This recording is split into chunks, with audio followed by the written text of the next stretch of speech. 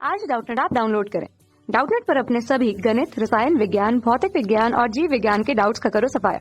बस प्रश्न की फोटो खींचो, एक ही प्रश्न को क्रॉप करो और तुरंत वीडियो सोल्यूशन पाओ। अभी डाउनलोड करें। हेलो फ्रेंड, इस प्रश्न में हमें पूछा गया है कि यदि रो प्रतिरोधकता वाले एक तार को खींचकर उसकी लंबाई को 3 गुना कर दिया जाए तो दूसरी नई प्रतिरोधकता क्या होगी।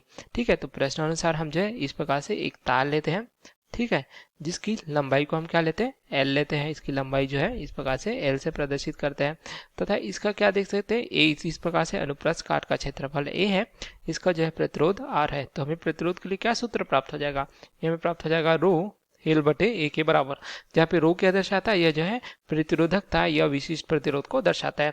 अब जो है प्रतिरोधकता या विशिष्ट प्रतिरोध क्या होता है इसको समझते हैं हम। यदि जो है इस तार की लंबाई को हम जो है 1 मीटर रखते हैं, ठीक है, ऐसा ही मात्रक तथा इसका क्षेत्रफल जो है 1 मीटर का वर्ग रखते हैं, तो यहाँ से हमें क्या प्राप्त होगा, दोनों का मान एक रखने से R बराबर रो प्राप्त होगा।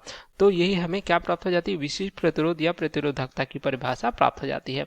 अर्थात एकांक लंबाई तथा एकांक क्षेत्रफल वाले जो तार होता है उसके प्रतिरोध को ही हम क्या कहते हैं, प्रतिरोधकता या विशिष्ट प्रतिरोध कहते हैं। तो यहाँ पे देख सकते हैं जो प्रतिरोधकता होती है वह जो है लंबाई तथा क्षेत्रफल पर निर्भर नहीं करती।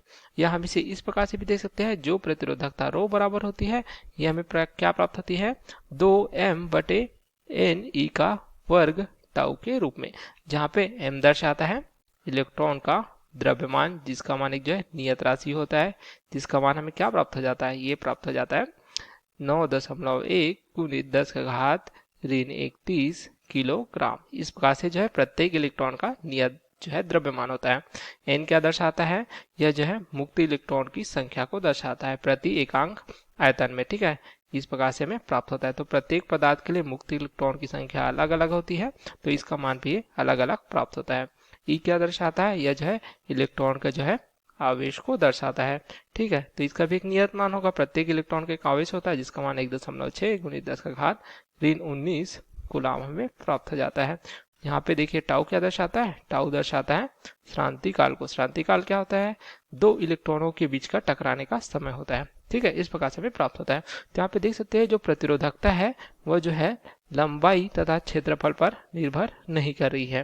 तो यदि उसकी जो लंबाई को हम जो है 3 गुनी करें या 4 गुनी या 5 गुनी कितना भी कम ज्यादा करें तो उसकी प्रतिरोधकता का मान जो है परिवर्तित नहीं होगा, क्योंकि जो प्रतिरोधकता या विशिष्ट प्रतिरोध है यह जो है प्रत्येक पदार्थ की देख सकते हैं मुक्त इलेक्ट्रॉनों की संख्या, शांति काल पर तथा इलेक्ट्रॉन के जो है द्रव्यमान तथा आवेश पर निर्भर करता है। अर्थात हम कह सकते हैं यह उसकी पदार्थ की प्रकृति पर निर्भर करता है, उसकी जो विमय है अर्थात एल तथा ए पर जो है निर्भर नहीं करता, ठीक है, अर्थात देख सकते हैं विमा पर निर्भर नहीं करता।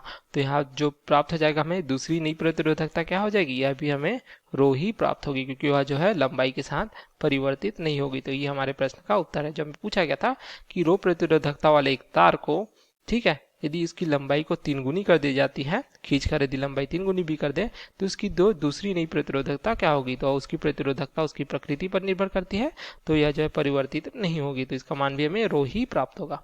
Okay, thank you. कक्षा 6 से 12वीं से लेकर नीट, IIT, JEE वो एडवांस के लेवल तक 1 करोड़ से ज्यादा छात्रों का भरोसा।